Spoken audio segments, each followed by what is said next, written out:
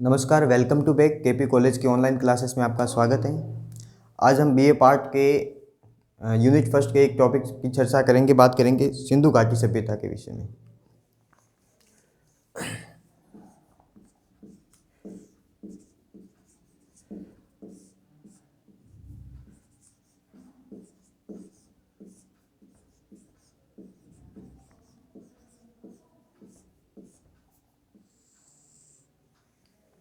सिंधु घाटी सभ्यता भारतीय इतिहास, प्राचीन भारतीय इतिहास के टॉपिकों के अंदर सबसे विवादास्पद में रहने वाले दो टॉपिक सिंधु घाटी सभ्यता और वैदिक सभ्यता, और उन दोनों टॉपिकों में से आज हम बात करेंगे सिंधु घाटी सभ्यता के विषय में, क्योंकि कई बार राजनीतिक चीज़ें भी होती है सिंधु घाटी सभ्यता और वैदिक सभ्यता के बारे में। इनकी उत्पत्ति को सवाल को लेकर कोई लोग कहते हैं कि कोई उत्पत्ति यहाँ पर हुई, कोई कहने लगे कि बाहर की संस्कृतियों का इसमें प्रभाव रहा।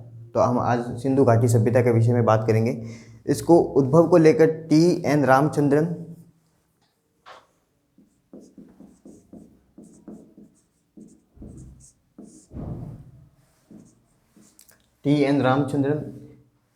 और एस.आर. राव,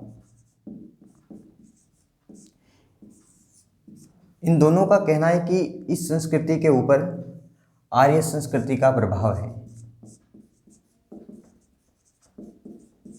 लेकिन ये सही नहीं माना जा सकता। क्यों? क्योंकि देखो, आर्य संस्कृति थी वो ग्रामीण संस्कृति थी,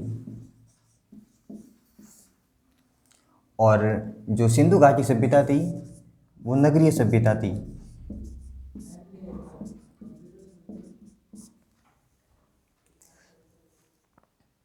ठीक है, अब ये तो देशी प्रभाव के बारे में बात कर ली कि ये इन दोनों का कहना है कि ये संस्कृति थी वो। इनके अलावा अमलानंद घोष भी है,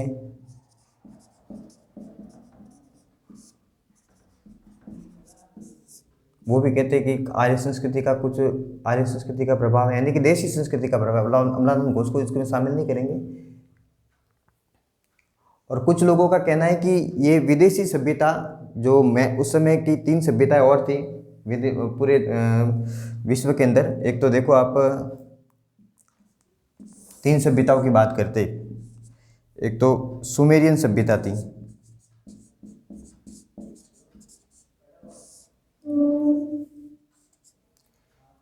एक मिस्र की नील घाटी सभ्यता, नील नदी के किनारे थी इसलिए नील घाटी सभ्यता कहते हैं। एक ये हड़प्पा सभ्यता या सिंधु घाटी सभ्यता,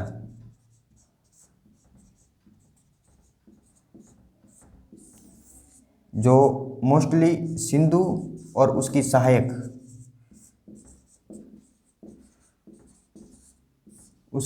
नदियों,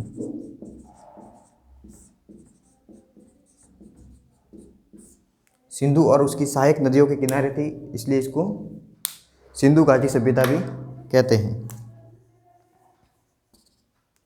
ठीक है, तो कुछ विद्वान हैं, उनका कहना है कि ये जो सुमेरियन सभ्यता थी मेसोपोटामिया की,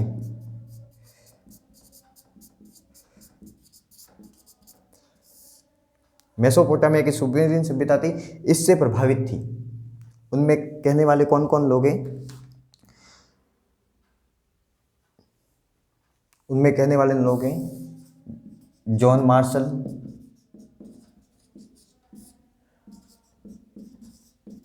मार्टिमर व्हीलर, यानी कि इन लोगों का कहना है कि देशी संस्कृति का प्रभाव था। और जो ये जो लोग हैं, ये जो विद्वान हैं, उनका कहना है कि विदेशी संस्कृति का प्रभाव सिंधु घाटी सभ्यता के ऊपर पड़ा, क्योंकि ये नगरीय सभ्यता थी, एकदम से अस्तित्व में आई। तो बाहर ये विद्वान लोग कहने लगे कि इसकी बाहरी संस्कृति का कुछ प्रभाव है इसके ऊपर।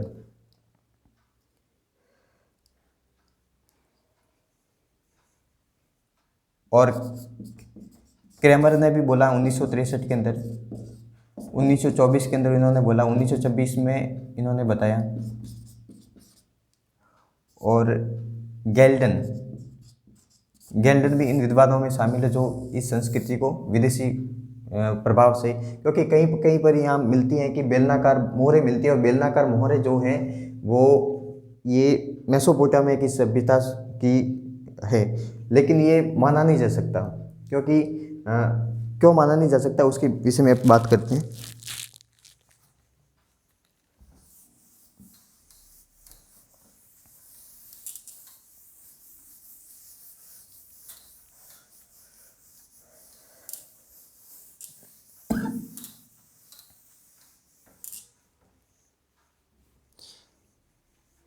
मेसोपोटामिया की सभ्यता और इधर देख लेते हैं सिंधु घाटी की।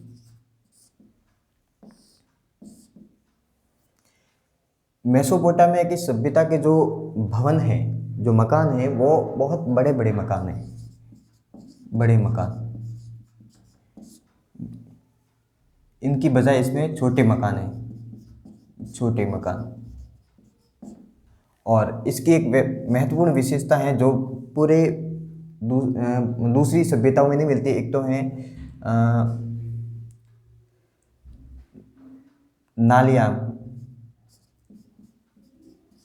जल, सही बात से करेंगे जल निकास प्रणाली।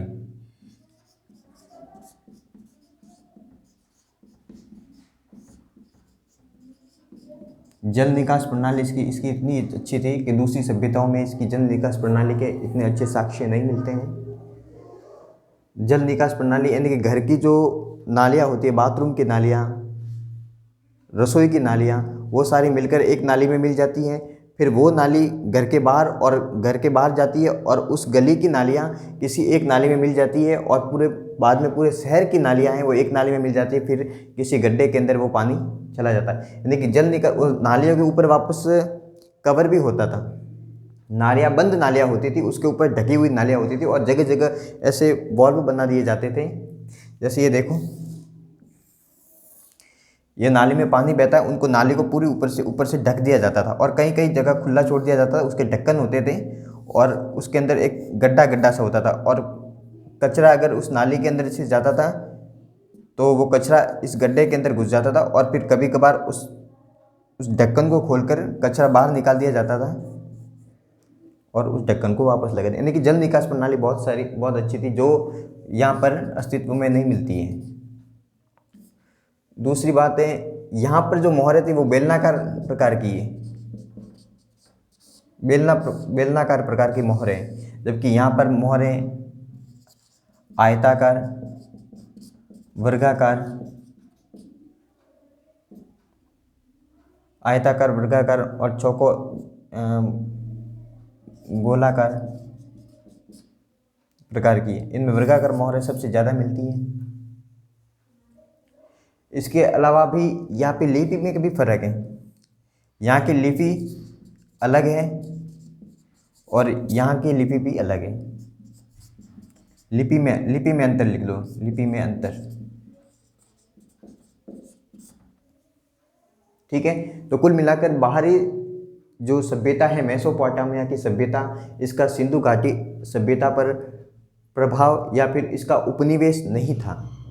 कुछ लोगों का कहना है कि इसके ऊपर भी बात करते हैं। तो कुछ लोगों का कहना है कि जो सिंधु घाटी सभ्यता है, जैसे अंग्रेज़ों ने भारत को अपना उपनिवेश बनाया, अंग्रेज़ों ने जब भारत को अपना उपनिवेश बनाया, उसी प्रकार से लोगों का कहना है कि मेसोपोटामिया की जो सभ्यता है वो सिंधु घाटी, मेसोपोटामिया की सभ्यता के लोगों ने सिंधु घाटी सभ्यता को अपना उपनिवेश बनाया था, जो सही नहीं है। क्योंकि दोनों की चीज़ों में यहाँ की लिपि के अंदर भी अंतर मिलता है, लेकिन कुछ चीज़ें यहाँ पर मिलती है, लेकिन प्रभाव, आचार विचार यानी कि व्यापार वाणिज्य के अंदर जरूर योगदान था एक दूसरे का, लेकिन ये उपनिवेश नहीं था। ये दोनों स्वतंत्र रूप से एक विकसित हुई थी।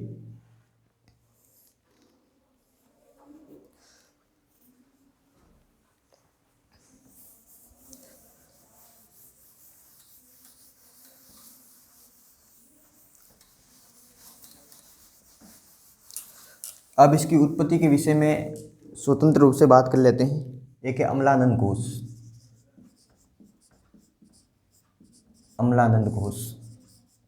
अमलानंद घोष का कहना है कि ये जो सिंधु घाटी सभ्यता थी वो स्थानीय सभ्यता से विकसित हुई थी। यानी कि भारत जो है,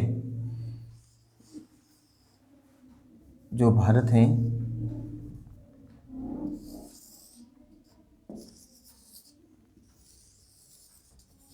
भारत के उत्तर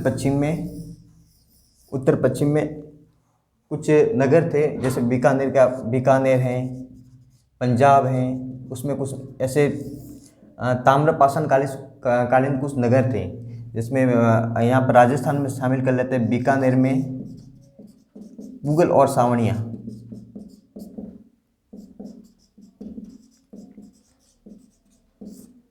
ये दो नगर, तो इसको अमलानंद घोष ने बोला सोती संस्कृति।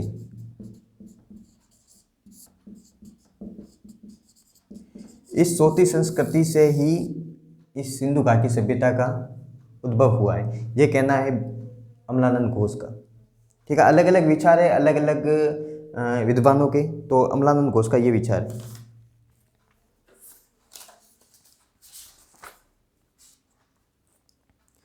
गार्डनर चाइल्ड जो है एक विद्वान हुए, विदेशी भी।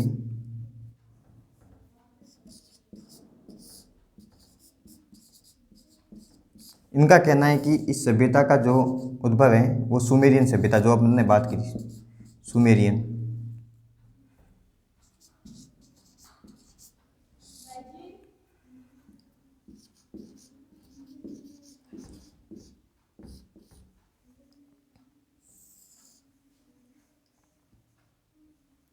सुमेरियन सभ्यता कौन सी नदी के किनारे? दजला फरात। जब हमने वहाँ सुमेरियन सभ्यता का नाम तो लिखा था, लेकिन नदियों का नाम नहीं लिखा, यहाँ आप नाम लिख दो, दजला फरात। जो मेसोपोटामिया की सभ्यता थी,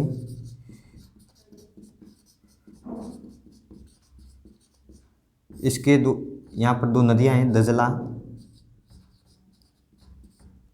और फरात। इन दो नदियों के बीच का जो दो आब का जो प्रदेश है, दो आब का प्रदेश क्या होता है? जो दो नदियाँ जो होती है, दो नदियों के बीच का जो क्षेत्र होता है, जो उपजाऊ मैदान होता है, वही दो आब का क्षेत्र कहलाता है। तो इन दो नदियों के बीच का जो क्षेत्र है वो मेसोपोटामिया की सभ्यता के अंदर एक सुमेरियन एक नगर है कि वहाँ से लोग यहाँ आए और सिंधु घाटी सभ्यता में, और सिंधु घाटी सभ्यता के नींव डाली। वो कहना है गार्डनर चाइल्ड का। उसके बाद में हम बात करते हैं रामचंद्र दास और लक्ष्मण स्वरूप की।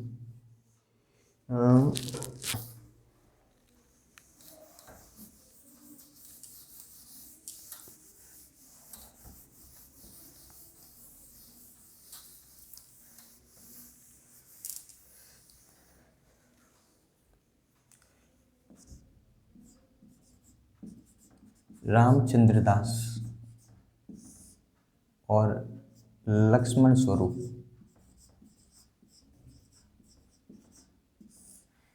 इन दोनों विद्वानों का कहना है कि सिंधु घाटी सभ्यता का जो उद्भव है वो आर्य संस्कृति से हुआ। इस विषय में हमने बात की थी कि आर्य संस्कृति तो ग्रामीण संस्कृति है और सिंधु घाटी सभ्यता नगरीय संस्कृति। तो ग्रामीण संस्कृति जो आर्य संस्कृति जो बाद में आई उसका उद्भव सिंधु घाटी सभ्यता से नहीं हो सकता। उसके बाद में बात करते हैं रोमिला थापर की। रोमिला थापर ने बोला है कि आर्य संस्कृति तो नहीं, लेकिन कोई ऐसी संस्कृति थी जो ग्रामीण थी। ठीक है, ग्रामीण थी, ग्रामीण संस्कृति से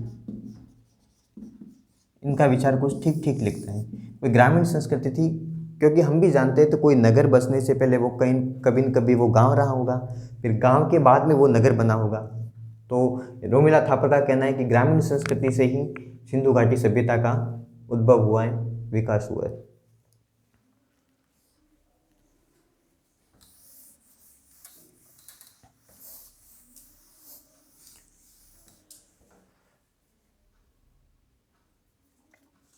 ठीक है, अब हम बात कर लेते हैं उसके कुछ नगरों की, सिंधु घाटी सभ्यता के कुछ नगरों की।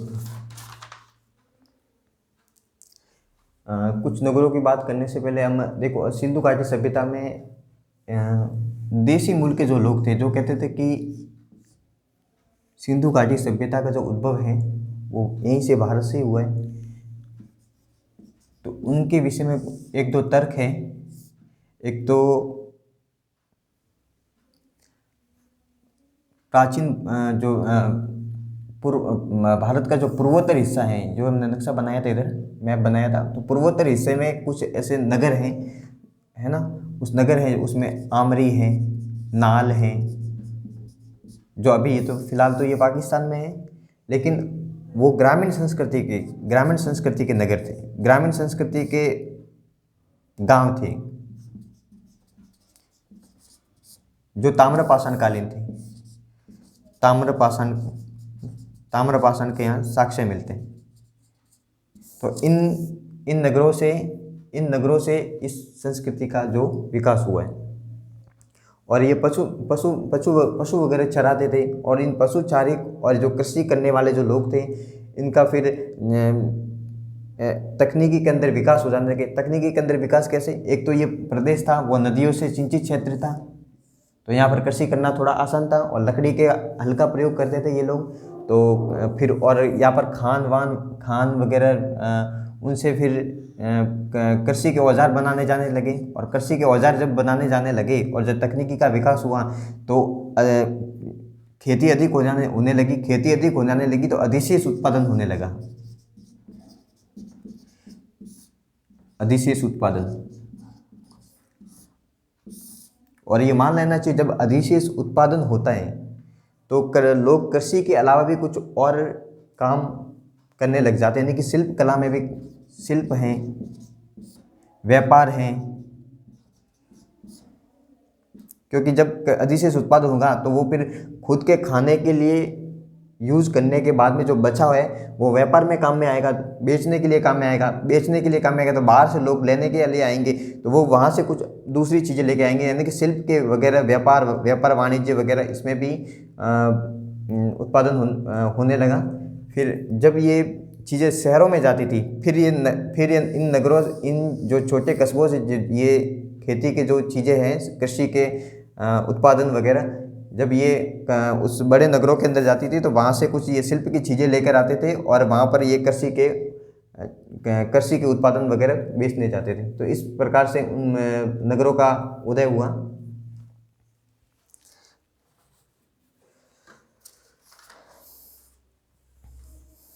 अब सिंधु घाटी सभ्यता के जो बड़े बड़े स्थल थे उनका अध्ययन करेंगे, हम उनके विषय में बात करेंगे, क्योंकि ये प्रकाश में कैसे आए सिंधु घाटी सभ्यता। सबसे पहले में 1826 में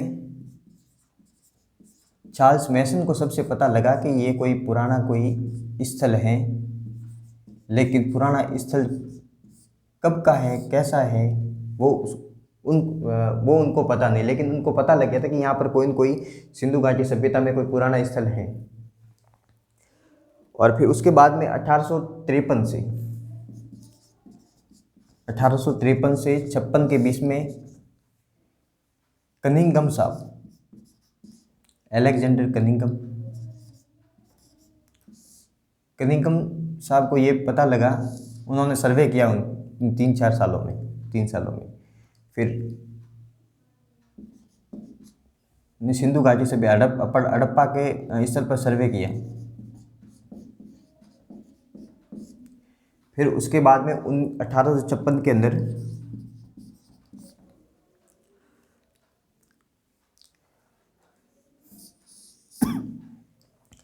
अठारह सौ छप्पन में कराची से लाहौर एक रेल लाइन बिछाई जा रही थी। कराची से लाहौर,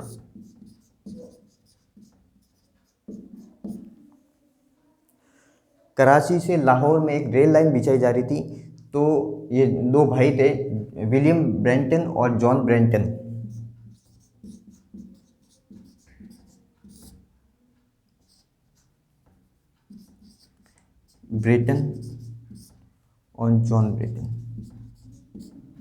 ये दो इंजीनियर थे, ये रेल लाइन बिछा रहे थे वहाँ पर। तो इन्होंने जब रेल लाइन बिछा रहे थे तो इन्होंने ग्रामीण लोगों से, वहाँ के आसपास के लोगों से पूछा कि भी हमको ईंटों की ज़रूरत है, तो ईंटें कहाँ मिलेगी? तो वो क्या कहा, हम ला कर देते हैं, आप रेल लाइन बिछाइए। तो इतनी बड़ी बड़ी ईंटें ला कर देने लगे ग्रामीण लोग जब इनको, तो इन्होंने पूछा कि इतनी बड़ी बड़ी ईंटें कहाँ से लेके, आप तो यूज़ करो ना, हमारे तो यहाँ तो के ईंटों के खाने हैं कि। फिर इनको पता लगा कि ये ईंटों की खाने थोड़ी ना होती है, पेट्रोल की खाने देख ली, लोहे की खाने देख ली, लेकिन ईंटों की खाने। तो इन्होंने फिर वहाँ जाकर देखा कि या तो कोई बड़ा नगर है, वहाँ पर नगर से कोई मकान बने हुए थे और मकान से ईंटें उखाड़ कर वो ग्रामीण लोग ले आ रहे थे। फिर उनको प्रकाश में आया कि भाई कोई न कोई ये पहले सभ्यता है। फिर कनिंघम साहब ने सर्वे तो किया था, लेकिन इन्होंने ज़्यादा वहाँ पर कोई देख रेख की नहीं, तो फिर बाद में ये सभ्यता तो ठीक ठीक प्रकाश में आई। फिर 1911 के अंदर 1911 में एक और है फिलिप महोदय,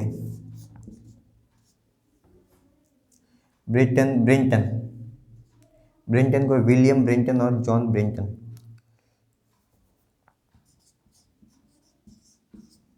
फिलिप महोदय ने भी यहाँ पे सर्वे किया। इन्होंने देखा कि वास्तव में ईंटें आ कहाँ से रही है।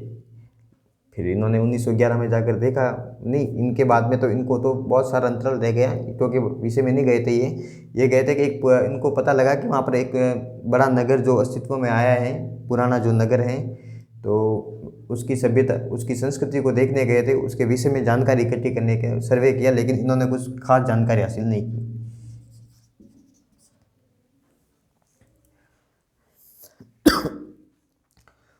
फिर उनके बाद में 1921 के अंदर 1921 में डॉक्टर दयाराम साहनी ने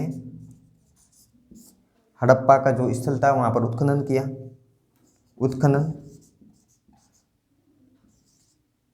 उत्खनन और सर्वे किया। उसके बाद में एक नगर अस्तित्व में आया 1922 में, जहाँ पर राखलदास बनर्जी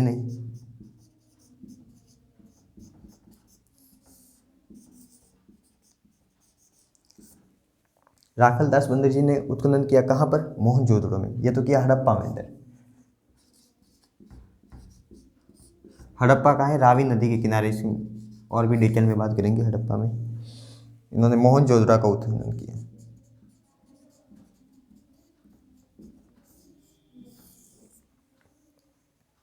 ठीक है।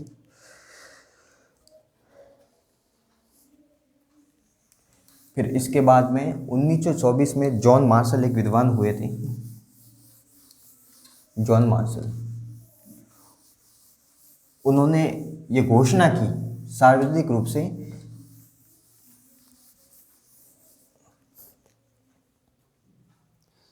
जॉन मार्शल ने 1924 में ये सार्वजनिक रूप से घोषणा की एक नवीनतम सभ्यता की। ये जो नवीनतम सभ्यता है, यानी कि जो पुरानी जो इतनी पुरातन सभ्यता है वो एक प्रकाश में आई है, ये घोषणा किसने की? जॉन मार्शल साहब ने सिंधु सभ्यता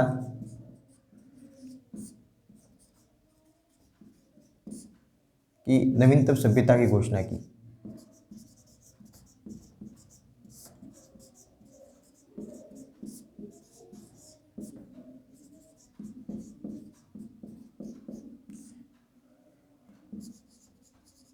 सार्वजनिक रूप से।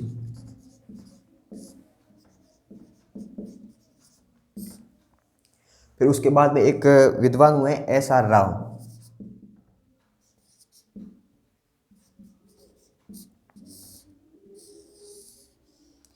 SR राव हैं the story of archaeology, the story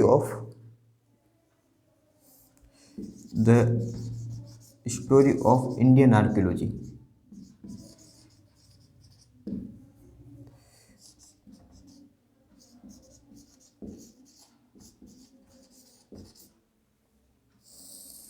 the story of Indian archaeology में लिखते हैं कि जॉन मार्शल साहब ने भारत को जहाँ पाया था उससे 3000 साल पीछे ले जाकर छोड़ दिया। यानी कि जॉन मार्शल साहब से पहले इन्होंने जब ये सिंधु घाटी सभ्यता की इन्होंने जब घोषणा की थी कि ये नवीनतम सभ्यता है, तो उससे पहले ये माना जाता था कि जो वैदिक सभ्यता ही भारतीय सभ्यता का जो पुरातन जो चीज़ है, जो सभ्यता, वो वैदिक सभ्यता है। इससे पहले भारतीय जो भारतीय धरती पर ऊपर इंसानों के पाँव नहीं पड़े थे, वहाँ यहाँ के लोगों का मानना था। लेकिन ये जब सभ्यता प्रकाश में आई तो इनको लगा, फिर इन्होंने फिर ये घोषणा कर दी कि ये इससे भी कि ये सिंधु घाटी सभ्यता भी 3,000 साल पुरानी है कि ये सभ्यता। तो इन्होंने ये बताया SR राव ने कि भारत, इस बुक के अंदर लिखा है, इस पुस्तक के अंदर the story of Indian archaeology के अंदर, कि जॉन मार्शल साहब ने भारत को जहाँ पाया था उससे 3,000 साल पीछे ले जाकर छोड़ दिया।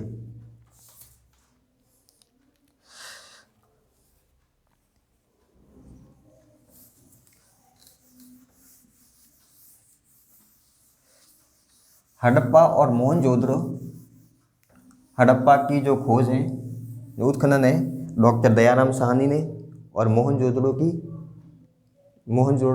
डॉक्टर राखलदास बनर्जी ने की थी।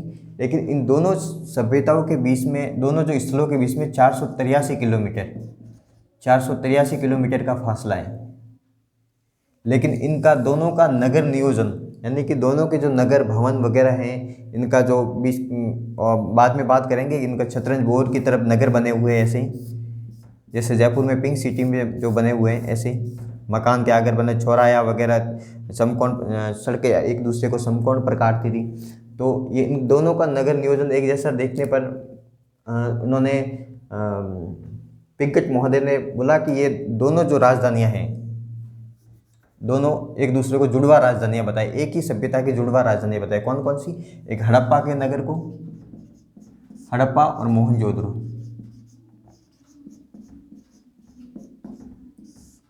हड़प्पा और मोहनजोदड़ो एक बड़ी सभ्यता, कौन सी? सिंधु घाटी सभ्यता है, सिंधु घाटी सभ्यता की जुड़वा राजधानियां,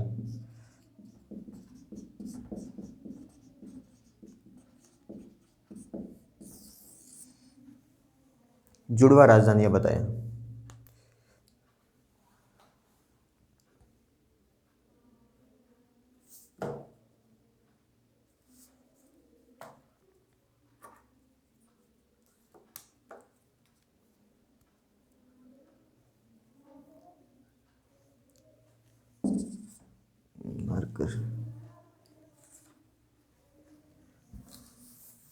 हड़प्पा सभ्यता थी वो कांस्य युगीन सभ्यता थी। कांसा, हमने बात की थी कांसा कैसे बनाया जाता था, तांबे और टीन को मिलाकर।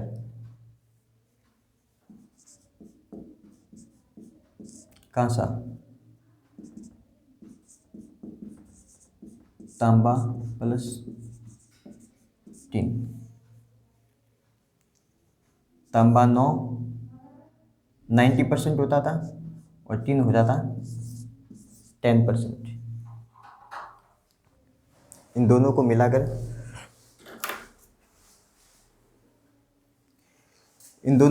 कांसा बनाते थे।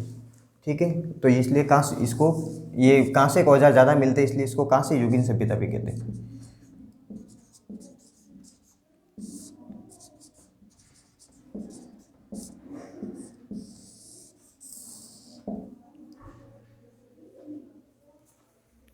अब इसके क्षेत्रफल की बात कर लेते हैं, सिंधु घाटी सभ्यता की। इसका विस्तार कितना था?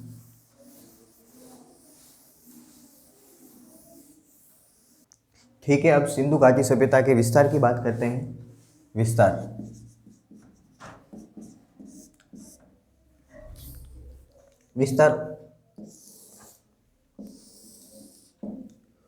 उत्तर में देखो, कश्मीर में है मांडा, दक्षिण में देमाबाद, ये तो कश्मीर में, ये महाराष्ट्र में,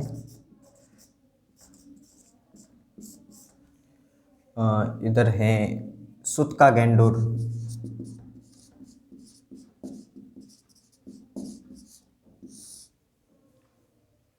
पश्चिम में, और पूर्व में है आलमगीरपुर, ये है यूपी के अंदर, ये गुजरात के अंदर। और ये जो सभी जो ये नगर हैं सिंधु घाटी सभ्यता के, वो किसी न किसी नदी के किनारे हैं। ये मांडा है वो चिनाब नदी के किनारे, ये प्रवरा नदी के किनारे, ये दास्क नदी के किनारे। सिंधु घाटी सभ्यता की नदी घाटी सभ्यता है, तो उसके जो जो बड़े बड़े जो स्थल हैं, जो बड़े बड़े जो नगर हैं, वो किसी न किसी नदी के किनारे स्थित है, क्योंकि नदियों के पानी से कृषि होती थी, और कृषि के उत्पादन जो होता था वो नगरों के अंदर काम में आता था। तो सारी की सारी जो नगर है बड़े बड़े, वो इस नदियों के किनारे स्थित है। जो आलमगीरपुर है वो हिंडन नदी के किनारे।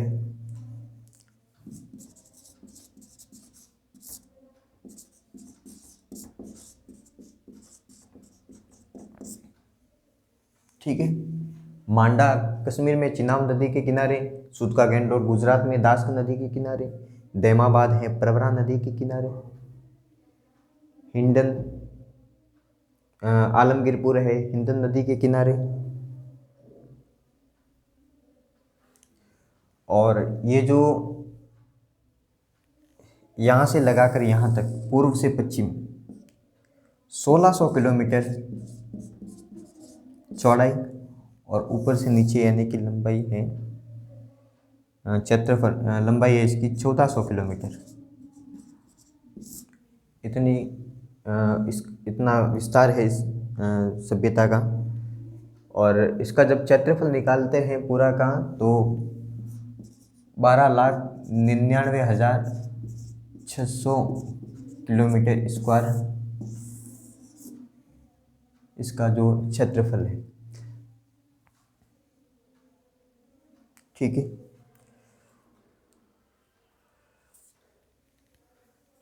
इसके दो नगर हैं, सोर्तबुई और मुंडिकाक, यहाँ लिख दो आप। अधिकतर स्थल तो पाकिस्तान और भारत के अंदर ही है, लेकिन दो जो नगर हैं सोर्तबुई और मुंडिकाक,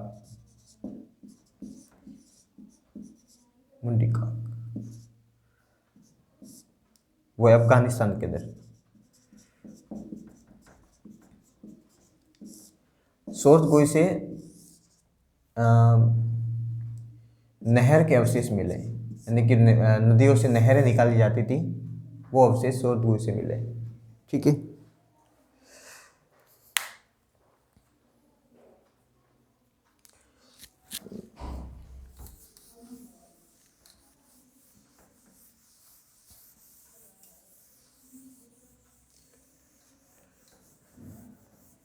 सिंधु घाटी सभ्यता के जो शुरुआती स्थल वो सिंधु नदी, सिंधु घाटी सभ्यता के जो शुरुआती स्थल है वो सिंधु नदी के किनारे मिलने से इसको सिंधु घाटी सभ्यता कहते हैं। और उसके बाद में अधिकतर जो स्थल है वो गुजरात में मिलने लग गए।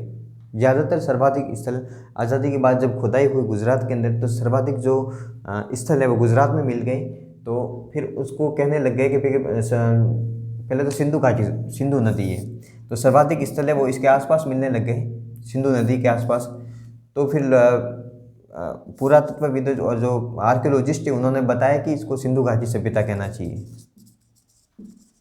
लोगों ने सिंधु घाटी सभ्यता बोलना शुरू कर दिया, क्योंकि इसके शुरुआती स्थल सिंधु नदी के आसपास में मिलने लगे।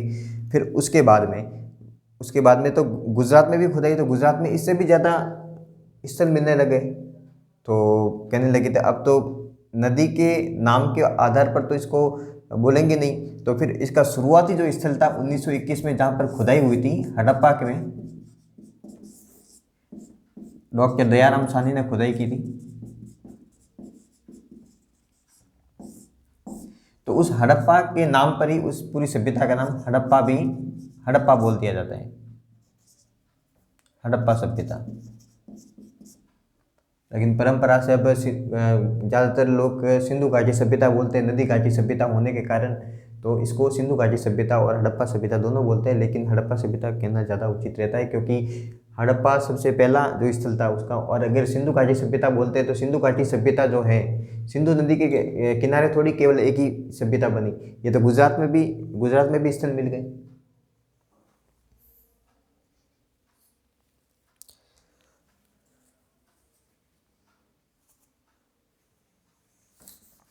आज़ादी के बाद में सारे के सारे स्थल तो पाकिस्तान में चले गए, क्योंकि खुदाई सब उससे पहले हुई थी।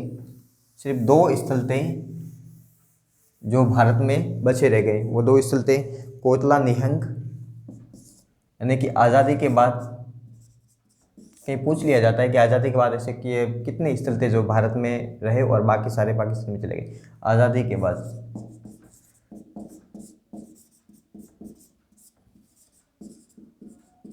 भारत में रहे स्थल, एक तो कोटला निहंग,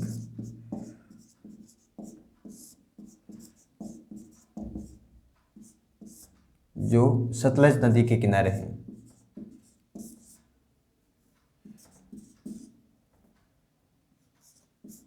सतलज नदी के किनारे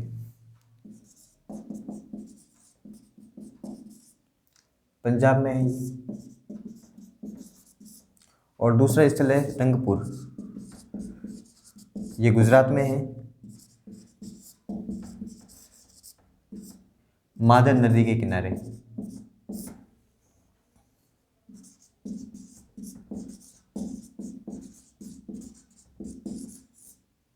ठीक है।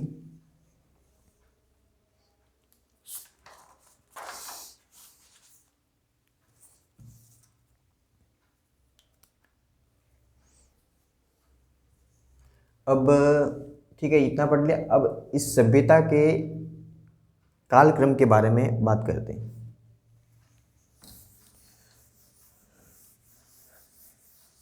सिंधु घाटी सभ्यता के कालक्रम।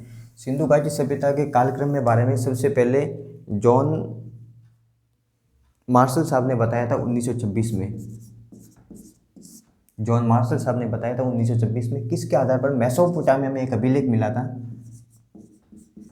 मेसोपोटामिया का एक अभिलेख था। अभिलेख का नाम सारगोन अभिलेख।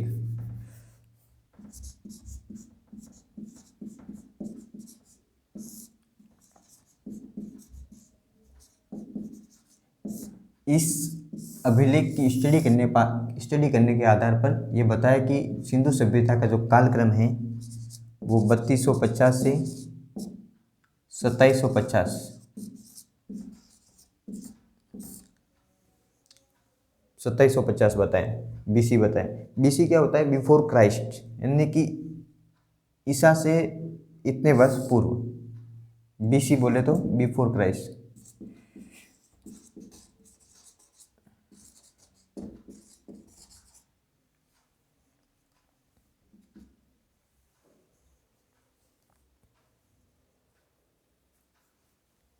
ठीक है। उसके बाद में प्रोफेसर रोमिला थापर और DP अग्रवाल ने, प्रोफेसर रोमिला थापर, DP अग्रवाल और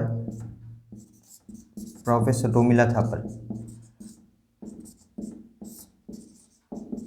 इन दोनों ने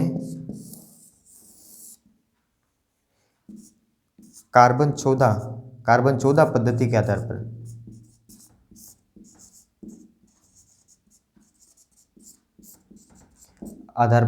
इस सभ्यता का जो कालक्रम है 2300 ईसा पूर्व से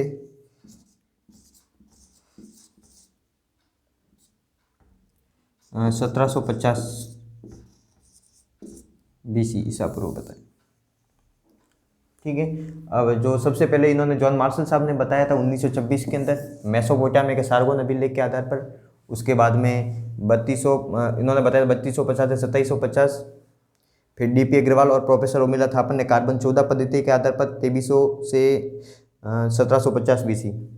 ठीक है। अब कार्बन 14 पद्धति क्या थी उस पर थोड़ा 2 मिनट बात कर लेते हैं। कार्बन 14 क्या होता है कि मनुष्य जब सांस लेता है, जब खाना खाता है, तो उसके अंदर कार्बन की मात्रा भी रहती है।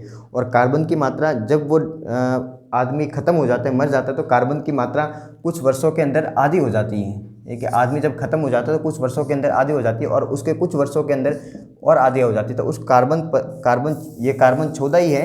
उसी के आधार पर आदमी यानी कि जिसके अंदर कार्बन होता है, कार्बन जो धीरे धीरे डीके होने जाने लगता है, यानी कि नष्ट हो जाने लगता है, तो फिर उसकी वैज्ञानिक विधि के आधार पर उसको निर्धारण कर लिया जाता है कि ये वस्तु इतनी पुरानी है, यानी कि जिसके अंदर कार्बन की मात्रा होती है, जिसके अंदर कार्बन की मात्रा होती है तो उसकी कालक्रम निर्धारण कार्बन 14 पद्धति से कर लिया जाता है।